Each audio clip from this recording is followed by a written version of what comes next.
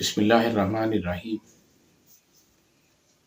अल्हम्दुलिल्लाहि रब्बिल आलमीन वस्सलातु वस्सलामु अला खातिमुन नबिय्यीन। नबी मोहम्मद सल्लल्लाहु अलैहि वसल्लम के बेमिसल और बेनज़ीर फैसले जो रहती दुनिया तक अमन और सुकून की ज़मानत रहेंगे, उनमें से एक फैसला बयान करने जा रहा हूँ।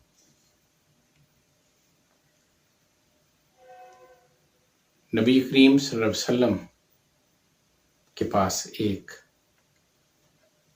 मामला लाया गया। हज़रत अनस बिन मालिक रज़ियल्लाहु अन्हु की फूफो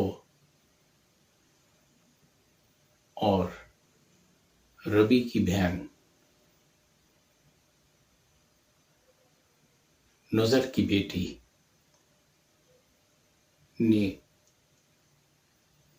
जोर का तमाचा मारा और कनीज के अगले दांत तोड़ दिए। उस कनीज के वर्सा उनके पास गए और उन्होंने कसास का मुतालबा किया।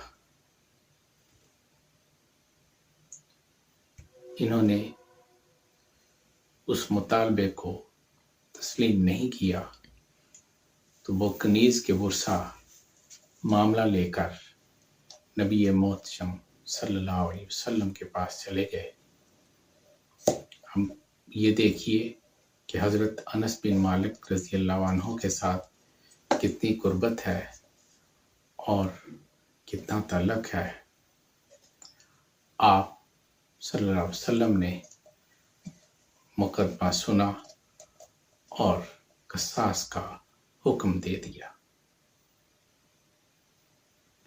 उम्मे रबी रज़ियल्लाहु अन्हा नबी करीम सल्लल्लाहु अलैहि वसल्लम की खिदमत में हाजिर हुई और उन्होंने कहा कि अल्लाह की कसम, हम कसास नहीं देंगे। नबी मोहम्मद सल्लल्लाहु अलैहि वसल्लम ने कसास का हुक्म कुरान पाक से उनके सामने तिलावत फरमाया। उम्मे रबी और उस खानदान ने अपनी कोशिशें जारी रखी और कनीज के वर्सा को दियत पर राजी कर लिया और मामला सुलह पे मुंतज हुआ। नबी करीम सल्लल्लाहु अलैहि वसल्लम ने फरमाया कि मोमिनीन में से ऐसे लोग भी हैं जब वो कसम उठा लें तो अल्लाह उनकी कसम को पूरा कर देते हैं। इमाम नबवी फरमाते हैं, ये कसास और सुलह का मामला एक अलग वाक़या है और कसम का मामला एक अलग वाक़या है।